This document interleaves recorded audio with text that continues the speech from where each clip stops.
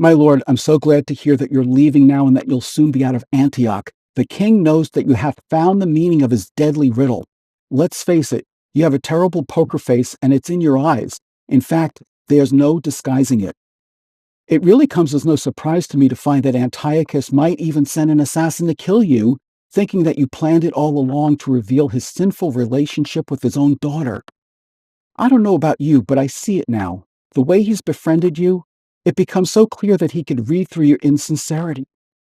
And I have to admit, at first, the thought of you winning his daughter for your bride had me all starry-eyed. But I was taken in too. You'd think that I would have known by now and been able to see that we were wrong about his intentions. But now, sure as the sun will leave the sky, the lie is over. You've got to get back aboard your ship, and by morning, make sure you're gone like the tears that used to tide me over. And even though you're on your own now, when you get back inside your room aboard your vessel, remember that Helicanus, your second in command, is probably back home in Tyre and claiming victory for you. So trust no one else in Antioch. There is no one here you can use now to help you. But I do believe one thing is sure, my lord. Despite the many perils that lie ahead of you, I know it will be worth it. How can I be so certain that everything will work out? All I can say is, only time will tell.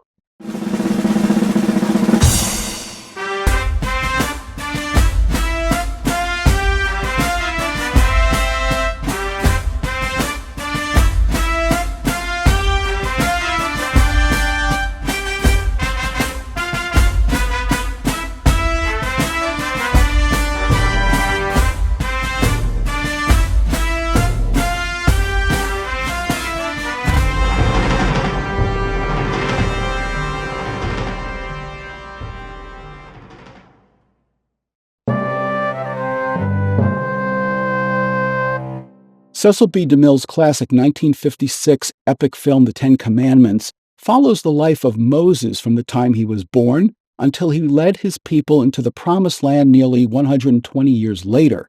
Naturally, in order to do this, the movie skips over large gaps of time in order to cover the entire story. So, by comparison, Pericles, Prince of Tyre's 14-year gap between Acts 3 and 4 seems like just a drop in the bucket. So, let's take a look at the plot. Gower narrates each act with the prologue. The play opens in the court of King Antiochus of Antioch, Syria, who has offered his beautiful daughter's hand in marriage to any man who answers his riddle. However, those who fail to do so must die. The riddle reads as follows. I am no viper, yet I feed on mother's flesh, which did me breed. I sought a husband in which labor I found that kindness in a father. He's father's son and husband mild.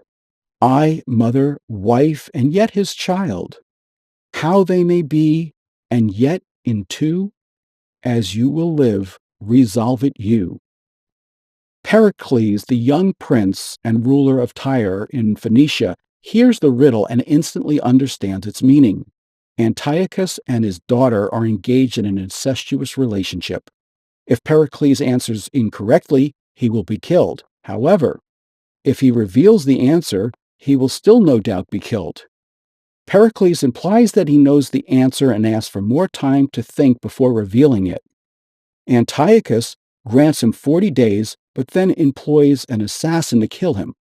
However, Pericles flees the city in disgust in order to save his own life. When Pericles returns to Tyre and informs his trusted friend and advisor, Helicanus, about what happened in Antioch, he advises him to leave the city because he's certain that Antiochus will seek his life. Pericles puts Helicanus in charge in his absence and sails to Tarsus, a Turkish city inflicted with famine. The generous Pericles offers Cleon, the governor of the city, and his wife Dionysa, the corn from his ship to save their people. After the famine ends, Cleon and Dionysa thank Pericles profusely, and he continues on his journey. A terrible storm wrecks Pericles' ship, and he washes up on the shores of Pentapolis. He's rescued by some poor fishermen who inform him that good King Simonides is holding a tournament the next day and that the winner could receive the hand of his daughter Thaisa in marriage. At the same time, one of the fishermen drags Pericles' suit of armor on shore that very moment, and he decides to enter the contest. Although his equipment is rusty, Pericles wins the tournament and Thaisa, who is very much attracted to him.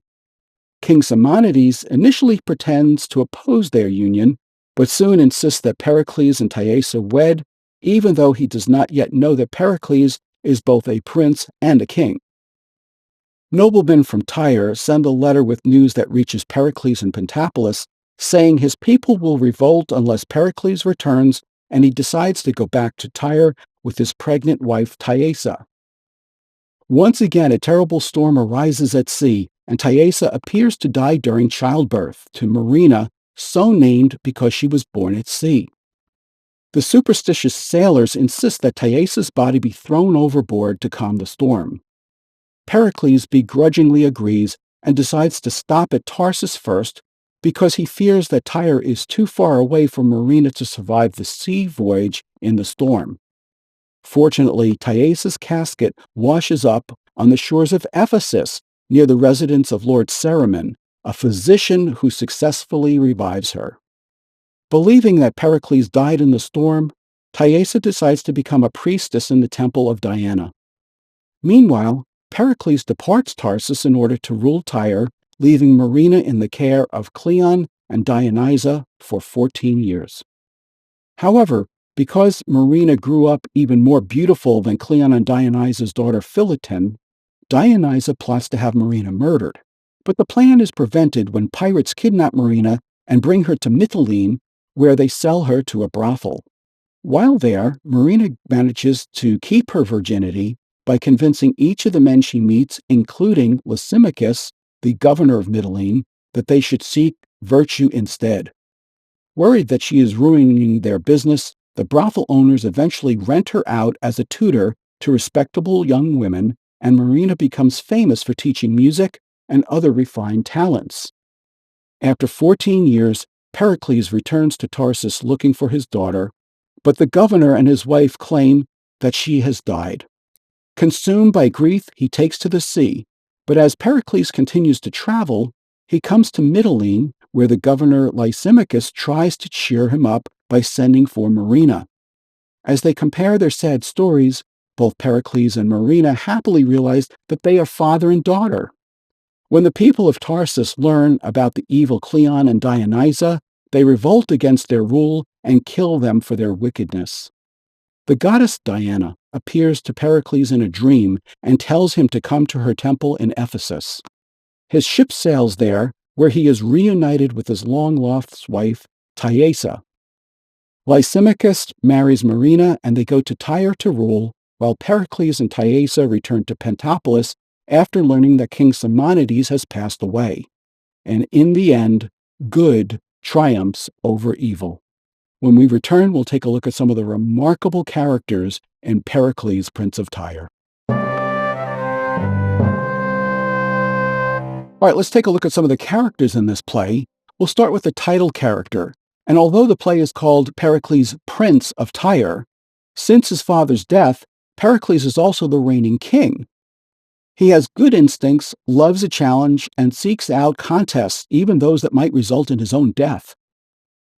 Like posthumous Leonatus in Cymbeline, it seems as if the gods had decided to put Pericles through the ringer before eventually allowing him to enjoy utter bliss at his family's climactic reunion. Next, we have his ancient and mentor, Helicanus. He is completely loyal and trustworthy, and Pericles entrusts the reign of Tyre to this regent in his absence when he travels in order to elude King Antiochus's assassins. King Antioch, or Antiochus, is an extremely powerful ruler who, upon the death of his wife, enters into an incestuous relationship with his daughter, who is unnamed in the play. Antiochus will stop at nothing to conceal their dirty little secret. Good King Simonides of Pentapolis holds the contest so that knights from all over can vie for the affections of his beautiful daughter Thaisa, And although he initially pretends to oppose her desire to marry Pericles, it is only a test to see if the Prince of Tyre is worthy of her. Cleon and his wife Dionysa are the rulers of Tarsus. When we first see them, the land is suffering from a severe famine, and Pericles comes to their aid. However, when they have the opportunity to return the favor and raise Pericles' daughter Marina up in his absence, Dionysa hires a murderer to kill her because Marina is far more beautiful than Dionysa's unseen daughter Philoten. Marina is the daughter of Pericles and Thaisa, who was so named because she was born at sea.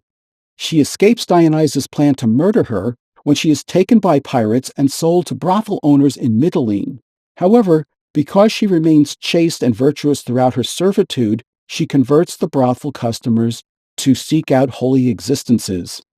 And finally, there's Lord Cerimon of Ephesus, a skilled physician who is able to revive Thaisa, who was thought dead after giving birth to Marina at sea and tossed overboard in a sealed coffin during the storm and washed ashore at Ephesus. Cerimon represents a purely good character, crucial for the happy ending, and is rewarded for his efforts. When we return, we'll look at some of the plot devices and memorable scenes from Pericles, Prince of Tyre. Before I really got into studying Shakespeare, there were some plays that I knew and some plays I didn't know at all. Of the ones that I was completely unfamiliar with, Pericles, Prince of Tyre is absolutely my favorite. If you ever decide to write a play and you need a surefire formula of plot devices to make it a success, look no further than Pericles, Prince of Tyre. It's almost as if Shakespeare threw in every plot device there is for this one. We've got 2 sea storms, a shipwreck, a forbidden incestuous relationship between a king and his daughter, a deadly and risky riddle, knights competing in a contest to win a princess's hand, singing, dancing, and music, a famished kingdom, assassins, a separated king and queen, pirates, fire and brimstone from above, an evil envious queen, a collection of brothel managers and their patrons, human sex trafficking, attempted rape, a converted governor, noble heroes, loyal friends, a miracle-working doctor, seemingly hopeless situations, a chaste underage virgin enslaved in a brothel, yet persuasive enough to ruin its business, an incredible family reunion after a prophetic message from a god, the discovery of a long-thought-dead queen with her husband and daughter, and a happy ending with a redeemed governor and a beautiful princess. I defy Hollywood to ever come up with a monumental production better than this. Although this play is listed as a comedy, it's technically a tragicomedy, as it has many scenes in both categories. Today, it's more often referred to as a romance play, although that term wasn't used in Shakespeare's time. One of the most memorable scenes takes place when Marina is sold into prostitution.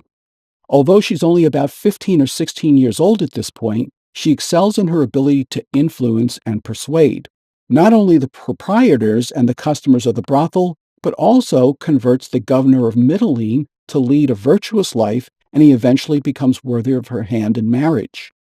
Let's look at Act 4, Scene 2, when she first enters the brothel and defends her chastity to the madam of the house named Bawd. Alack, that Leonine was so slack, so slow. He should have struck, not spoke, or that these pirates, not enough barbarous, had but overboard thrown me for to seek my mother. Bawd asks, "What lament you, pretty one?" She says, "That I am pretty." "Come, the gods have done their part in you." "I accuse them not." "You are light into my hands where you are like to live." Marina says, "The more my fault to escape his hands where I was to die." Bawd, "Aye, and you shall live in pleasure." "Yes, indeed you shall, and taste gentlemen of all fashions. You shall fare well, you shall have the difference of all complexions." "What, do you stop your ears?" And Marina asks the important question, "Are you a woman?" Now, this is a similar question that Lady Macbeth says to her husband when he's losing his nerve. "Are you a man?" This is to emasculate him. Iago also says the same thing to Othello when he starts to become insecure. Are you a man? Here she says, are you a woman? What would you have me be if I be not a woman? An honest woman or not a woman? Marry, whip the gosling. I think I shall have something to do with you. Come, you are a young, foolish sapling and must be bowed as I would have you. Marina says, the gods defend me. And Baud says, if it pleads the gods to defend you by men, then men must comfort you, men must feed you, men stir you up. In addition, Pericles' discovery of King Antioch's sinful relationship with his daughter, King Simonides putting Pericles on the hot seat before giving his consent to marry his daughter, and Lord Ceremon's successful attempts to revive Thaisa are some of the most memorable scenes in the entire play.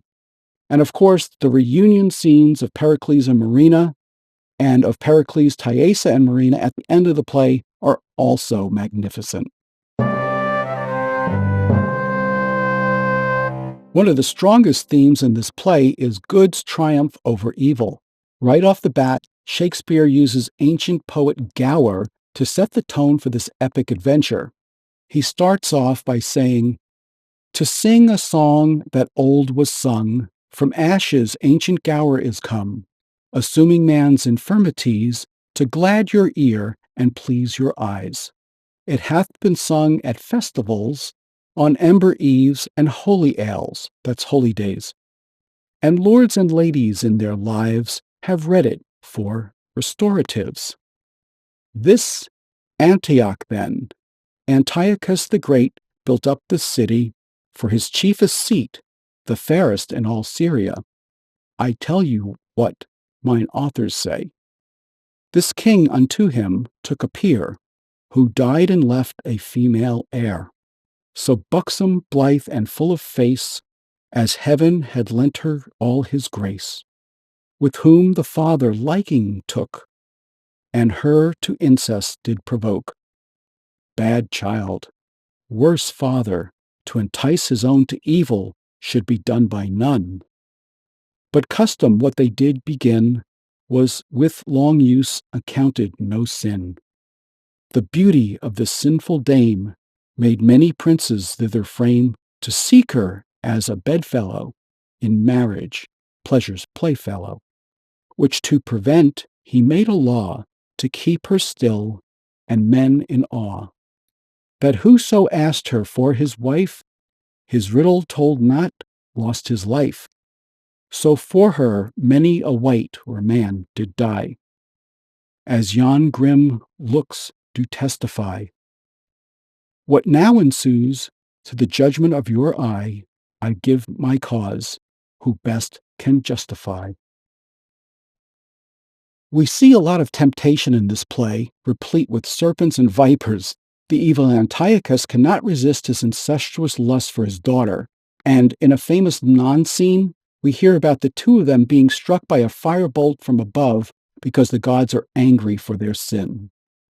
Wicked Dionysa also tempts her spineless husband Cleon to reluctantly go along with her assassination attempt on Marina and her poisoning of Leonine the assassin. Still, the two of them are punished for their evil deeds when they are burned in their palace by the angry subjects after the truth is revealed. We also have the pure and virtuous Marina, who escapes an assassin's attempt, is captured by pirates, and also subjected to a life of child slavery in a brothel. Yet she emerges unscathed despite all of the threats, temptations, and evil surrounding her. She is rewarded for her faithfulness by being reunited with her father and becoming heir to his kingdom, ruling alongside her converted husband Lysimachus. And please note that her preservation in the brothel is not unlike the biblical story of God's faithful servant Daniel in the lion's den. There are many biblical correlations in Pericles, Prince of Tyre, including resurrections. Thaisa is resurrected from her death at sea by the good and learned physician Lord Cerimon. She is also reborn at the temple of Ephesus at the end of the play. This is similar to Jesus raising the ruler's dead daughter in St. Matthew chapter 8, verses 18 to 26. Marina is also reborn after she survives a failed assassination attempt, life as a virgin enslaved in a brothel, and reunited with her kingly father. I heard a Harvard professor say, I'd prefer a plausible impossibility to an implausible possibility. That makes me think of cloning dinosaurs from DNA collected from the bodies of prehistoric mosquitoes. It may be impossible, but it certainly is a plausible concept for a science fiction novel or a movie series like Jurassic Park. So think about this. Not only is Pericles the sole survivor of a fatal shipwreck, but the only other item to be washed ashore is his suit of armor. You could also say that Pericles himself was reborn and rejuvenated after being reunited with his family. It's very reminiscent of the story of Jonah in the whale from the Old Testament, in which Jonah was cast out on the dry land. At the feast after the contest in Pentapolis, Pericles selects a lower seat at the banquet and is told to go up higher. This is advice straight out of St. Luke chapter 14, verses 8 to 11. Pericles plans ahead before his voyage to Tarsus and saves the starving city from famine with stores of corn. This is very similar to Joseph interpreting Pharaoh's dream in Egypt and planning ahead with stores of corn for other cities. We see lots of redemption scenes in Pericles, especially from the former customers of the brothel. But in Act 4, Scene 2, Lysimachus, the governor of Mytilene, enters the brothel seeking a prostitute, but is introduced to Marina.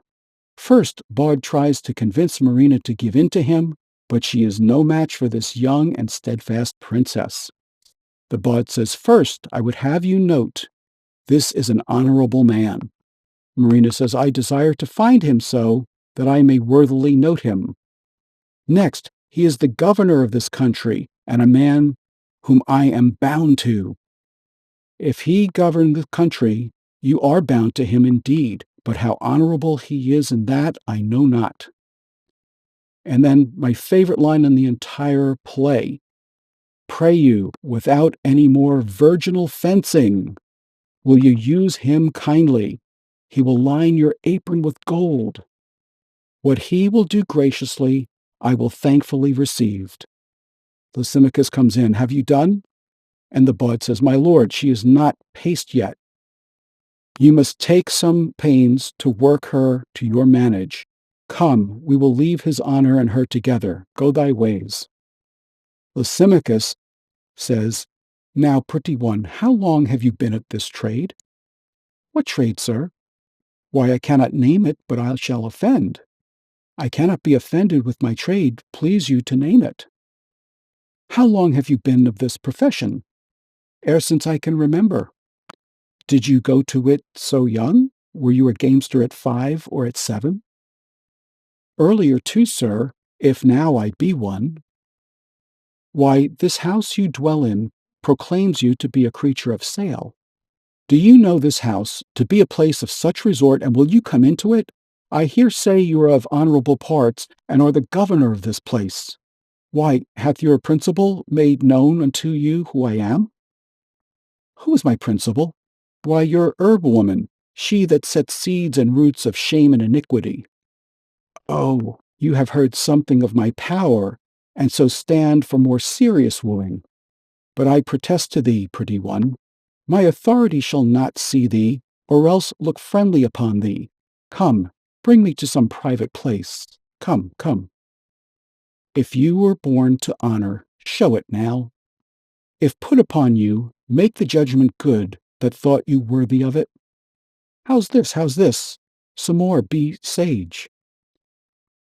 For me that am a maid, the most ungentle fortune have placed me in this sty, where since I came diseases have been sold dearer than physic, that the gods would set me free from this unhallowed place, though they did change me to the meanest bird that flies in the pure air. Lysimachus says, I did not think thou couldst have spoke so well, ne'er dreamt thou couldst. Though I brought hither a corrupted mind, thy speech hath altered it. Hold, here's gold for thee. Persevere in that clear way thou goest, and the gods strengthen thee. Marina says, the good gods preserve you. Fare thee well. Thou art a piece of virtue, and I doubt not, but thy training hath been noble. Hold, here's more gold for thee. A curse upon him, die he like a thief that robs thee of thy goodness. If thou dost hear from me, it shall be for thy good. As a result of Marina's persuasion, Lysimachus has the most complete redemption in the entire play, winning the favor of the king, the hand of a princess, and ruling of the kingdom of Tyre.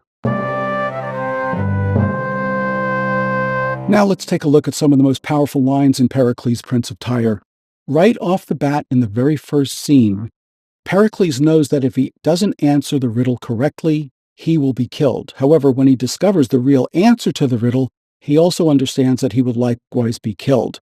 And so he has to act fast. And he says to the king, Great king, few love to hear the sins they love to act. 'Twould braid yourself too near for me to tell it. Who has a book of all that monarchs do? He's more secure to keep it shut than shown.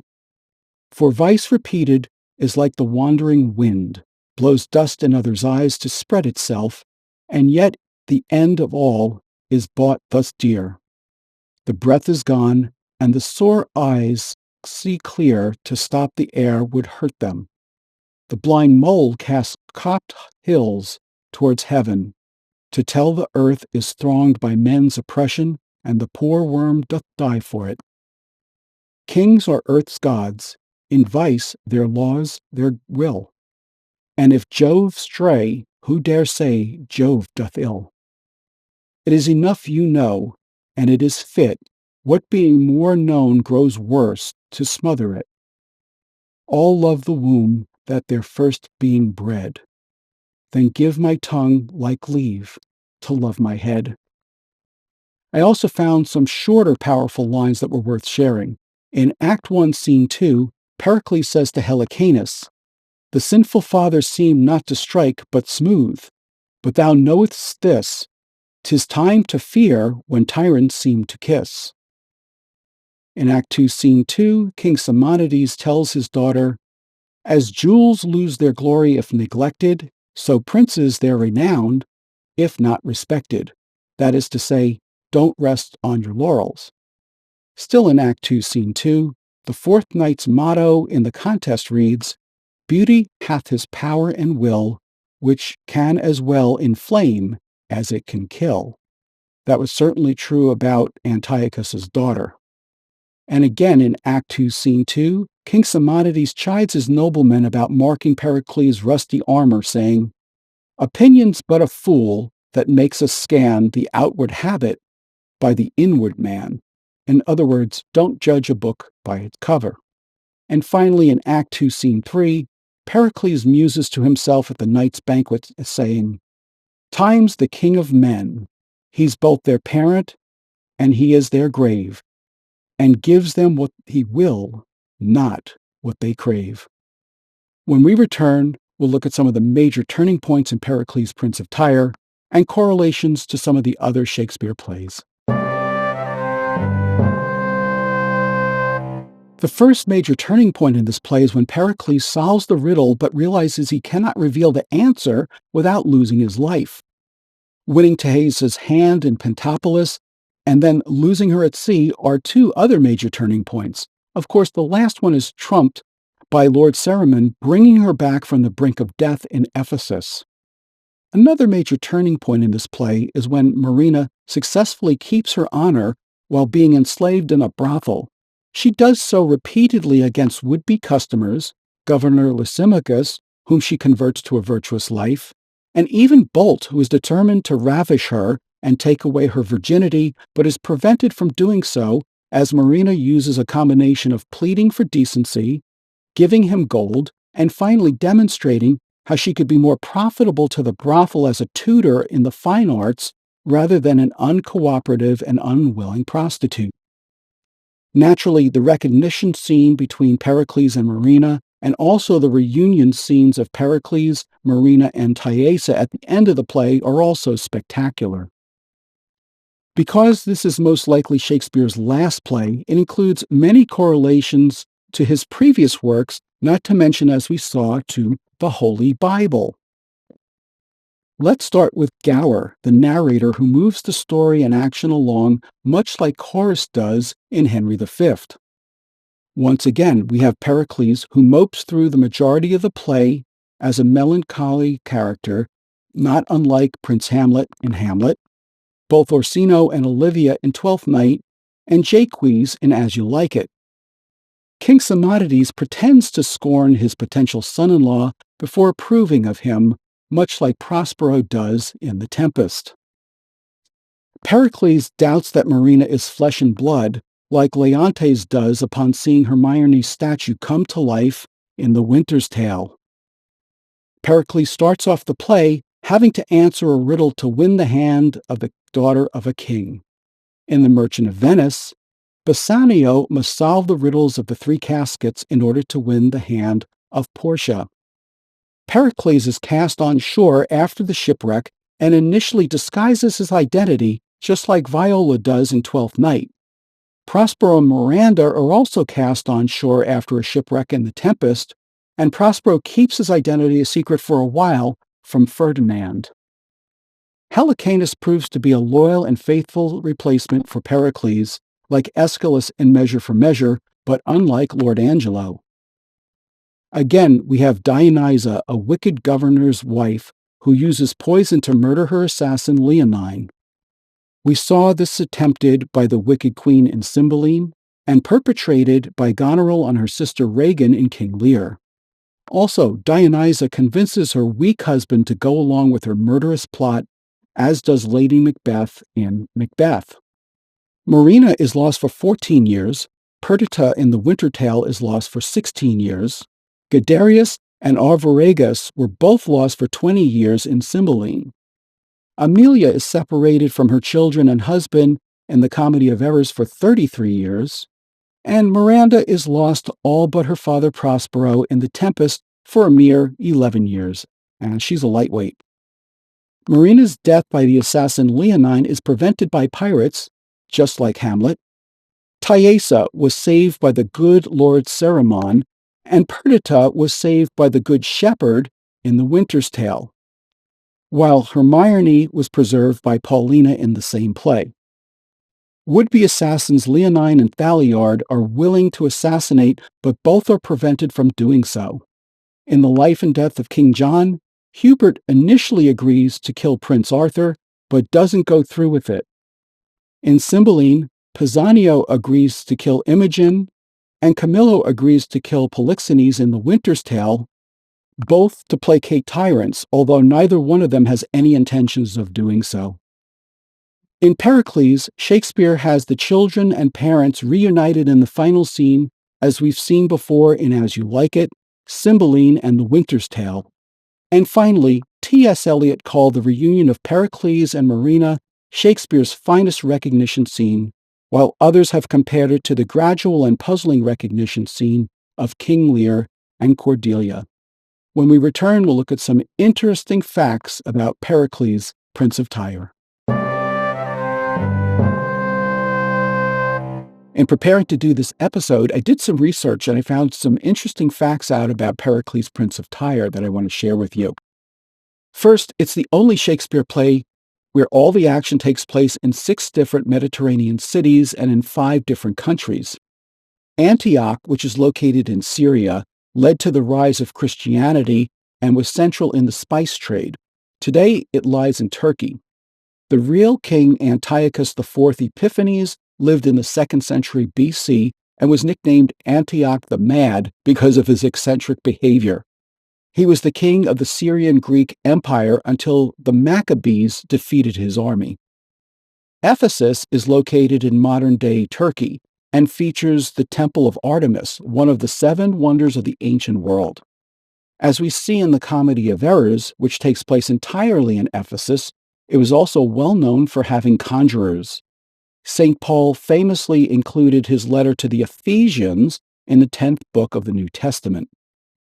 Mytilene is part of Greece and is located in the North Aegean Sea. It is the capital and port city of the island of Lesbos. The poet Sappho was from Mytilene, and Aristotle lived there when he tutored Alexander the Great. Although Pentapolis is actually on the northeastern coast of Libya, Shakespeare took some dramatic liberty and moved it to Greece. The city is actually named Cyrene. As you will recall from the First Testament, Saint Simon of Cyrene was forced to help Christ carry the cross. Tarsus is located in modern-day Turkey. Antony and Cleopatra famously met there for the first time, and according to St. Luke, in the New Testament, it was the birthplace of St. Paul. Tyre is located in modern-day Lebanon, and it was an ancient Phoenician port city whose name means rock. In biblical references, King David had trade alliances with Tyre to help him build the temple, and in the New Testament, both St. Paul and Jesus visited the city. Marina's name means woman of the sea, and leonine means lion-like. Pericles was most likely co-written with George Wilkins, who besides being a playwright, was also believed to have had some involvement in promoting a brothel which he owned. He wrote a novel entitled The Painful Adventures of Pericles, Prince of Tyre, 1 year before Shakespeare's play. It's generally believed that he wrote the first 3 acts, and Shakespeare wrote the 4th and 5th acts. However, as an editor and writer myself, I frequently clean up other people's work to make sure that the final project is top-notch. No doubt, Shakespeare would have done the same thing throughout the entire play. The character of Gower, who serves as narrator, is based on the medieval poet John Gower, who lived from about 1332 to 1408. Gower speaks in ancient English throughout Pericles, Prince of Tyre, and had previously told the same story in a work called Confessio Amantis, a 33,000-line poem whose title means The Lover's Confession, which was composed at the request of Richard II. And finally, T.S. Eliot wrote a poem based on this play simply titled Marina. Now, before we finish up, I have some questions for you to ponder. Why does King Simonides lie to the knights and send them away, saying his daughter will not contemplate marriage for another year? He could have just told them the truth, that she selected another suitor, and they were free to go. Second, why doesn't Marina tell Lysimachus, the governor of the country, that she was a princess and that she was captured by pirates and sold into prostitution? Even if he was beholden to the brothel proprietors for discretion, surely he would not have condoned human sex trafficking of a 16-year-old virgin princess. Next, why does Pericles stay away from his daughter for 14 years? Once the storm was over, he could have sent his own ships to bring her back to Tyre safely. After all, she was the heir to his throne. And why doesn't Lord Cerimon send letters to Tyre to let them know that he's rescued their queen? Even if King Pericles was dead, Thaisa would still be the rightful heir to their throne. Or why didn't Lord Cerimon write to King Simonides and let him know that his daughter was alive? She too would have been the heir to the throne in Pentapolis. Well, we may never know the answers to these questions, but if William Shakespeare did indeed co-author this play with George Wilkins, then we can only hold him partially responsible for keeping us in suspense for the past 400 years.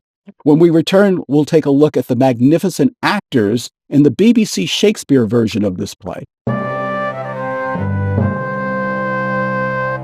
Before we take a look at the actors in Pericles, Prince of Tyre, there are several reasons why I keep referring you to the BBC Shakespeare DVD collection when referencing the actors in those particular plays. Although they were recorded between 1978 and 1985, they don't include any tampering with the plots for any political or social agendas, which unfortunately exist in many of the latter Shakespeare productions. Many of the actors in this series are members of the Royal Shakespeare Company, and their performances are magnificent. They include Sir John Gielgud, Anthony Hopkins, Derek Jacobi, Ben Kingsley, Kate Nelligan, Patrick Stewart, and Helen Mirren. Plus, you have people like Roger Daltrey from The Who, Charles Gray from the Rocky Horror Picture Show, and John Cleese from Monty Python's Flying Circus.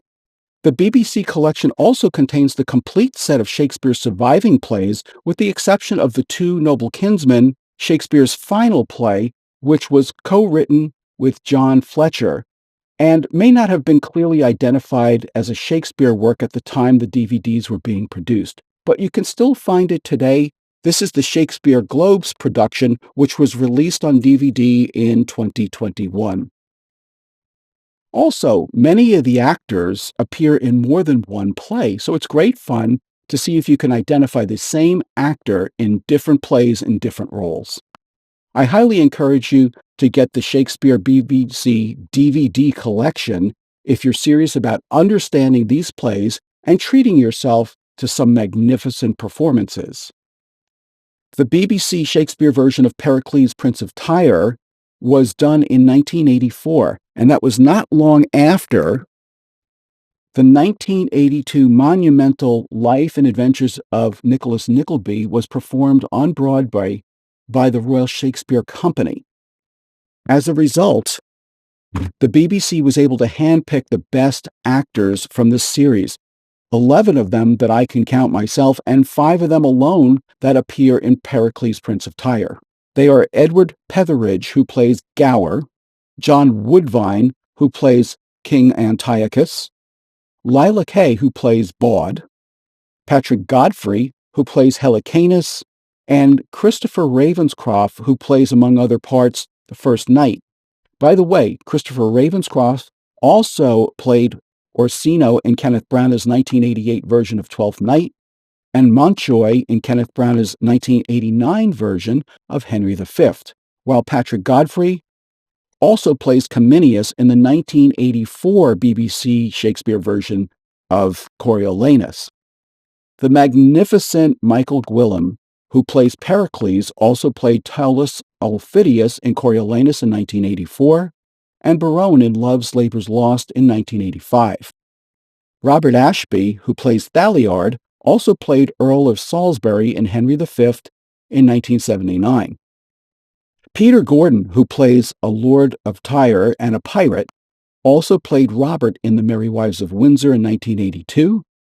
Norman Rodway, who plays Cleon of Tarsus, also played Apomanthus in Timon of Athens in 1981 and the Earl of Gloucester in King Lear in 1982. Annette Crosby, who plays Dionysa of Tarsus, also played Maria in Twelfth Night in 1980 and the Duchess of York in Richard III in 1983. Gordon Gestileau, who plays a fisherman of Pentapolis, also plays the recurring role of Bardolph in Henry IV Parts 1 and 2, Henry V, all in 1979, and again in the 1982 version of The Merry Wives of Windsor. Patrick Allen, who plays King Simonides, also played the ghost in Hamlet in 1980. Juliet Stevenson, who plays Thaisa, also played Mrs. Elton in the Gwyneth Paltrow version of Emma in 1986. Roger Bisley, who played Marshall and a pirate, also played Metellus Simba in Julius Caesar in 1979. Adam Curican, who plays the Third Knight, also played Harold in King Lear in 1982, and the first outlaw in The Two Gentlemen of Verona in 1983. Clive Swift, who played Lord Cerimon, also played Thomas Percy, Earl of Worcester, in Henry IV Part 1 in 1979. Patrick Reichart, who played Lysimachus, you may remember, also played Romeo in Romeo and Juliet in 1978. Elaine Sherling, who played the goddess Diana, also played Phrynia in Timon of Athens, and Cassandra in Troilus and Cressida, both in 1981. Rodney James, who played a dancer, also played a spirit in The Tempest in 1980.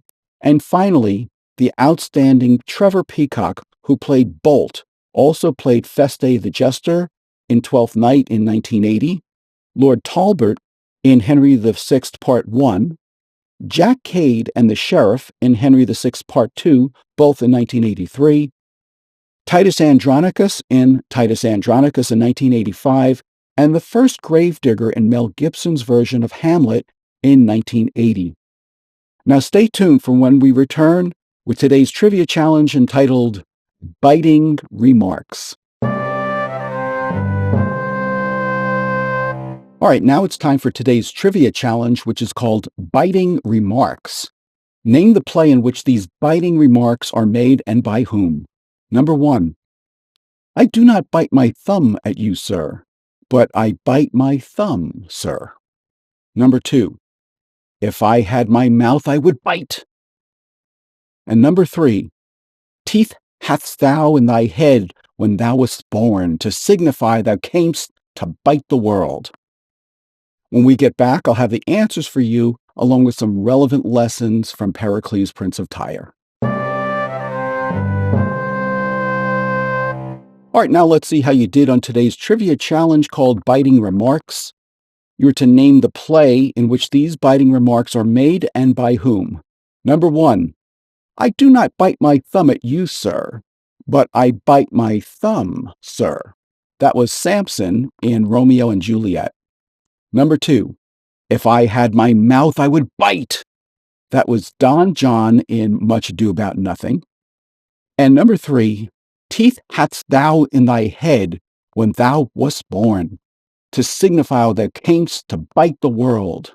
That was Henry VI speaking to Richard of Gloucester, who will become Richard III in Henry VI Part 3. And let's finish up with some relevant lessons for today from Pericles, Prince of Tyre. First, make sure that you stay in touch with people who you value and don't take your relationships for granted. Pericles never should have stayed away from Cleon and Dionysa for as long as he did. Sure, they were grateful when he brought corn with him and rescued them from famine, but 14 years later, his kindness had been forgotten. Don't let the same thing happen to your valued relationships. Second, never underestimate your ability to influence and persuade others. Words can have more power than weapons when used properly. If you'll notice, Marina never shouts. She calmly and patiently told her compelling message and prevailed in every trial she faced in the brothel.